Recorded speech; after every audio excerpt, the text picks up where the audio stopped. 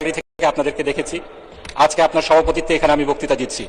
দ্বিতীয় প্রজন্মের সংসদ সদস্য হিসাবে স্বাভাবিকভাবেই অনেক স্মৃতি মনে পড়ছে। আজকে মাননীয় প্রধানমন্ত্রী যেখানে বসে আছেন সেখানে ওনার মা দেশনেত্রী বেগম খালেদা জিয়া বসতেন।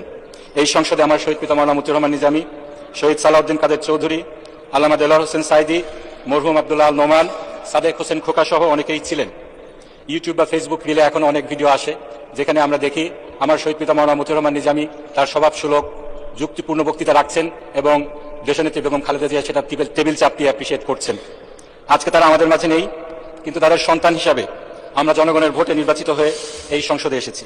মাননীয় স্পিকার, আমাদের দ্বিতীয় প্রজন্মের সংসদ সদস্যদের মধ্যে এখানে একটা বিষয় মিল রয়েছে। আমরা সকলেই ফ্যাসিবাদের নির্যাতনের একটি কঠিন অধ্যায় পার করে এখানে এসেছি।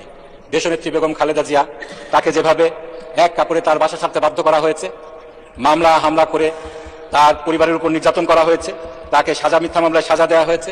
একইভাবে আমার শহীদ পিতা মাওলানা মতিউর রহমান নিজামী, দেলোয়ার হোসেন সাইদি, শহীদ সালাউদ্দিন কাদের চৌধুরী সহ অনেককেই শতাব্দীর জঘন্যতম মিথ্যাচারের মাধ্যমে বিচারিক হত্যাকাণ্ডের শিকার হতে হয়েছে। আমাদের কাউকে কাউকে গুম করা হয়েছিল, কাউকে কাউকে দেশ ছাড়তে বাধ্য করা হয়েছিল। তা আমি বিশ্বাস করি মাননীয় স্পিকার, আমরা শুধু আমাদের পূর্বপুরুষের লিগেসি এখানে বহন করছি না, বরং আমরা সকল নির্যাতিত পরিবারের প্রতিনিধিত্ব এখানে করছি। আমরা এমন একটি সময় দেখেছি মাননীয় স্পিকার, যখন অবিচারকে বিচার, অনিয়মকে নিয়ম হিসাবে প্রতিষ্ঠিত করা হয়েছিল। আদালতের কাঁধে বন্দুক রেখে সংবিধান সংশোধন করে ফ্যাসিবাদকে সাংবিধানিকভাবে প্রতিষ্ঠিত করা হয়েছিল।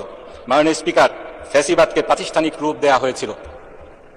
সেই ফ্যাসিবাদকে অপসারণ করার জন্য, গণতন্ত্রকে পুনরুদ্ধার করার জন্য একটি বিপ্লব অনিবার্য হয়ে পড়েছিল এবং সেই বিপ্লব আমরা দেখেছি 24শে জুলাই এদেশের ছাত্র জনতা দল মত নির্বিশেষে বুকের তাজা রক্ত ঢেলে এদেশ থেকে ফ্যাসিবাদকে উৎখাত করেছে।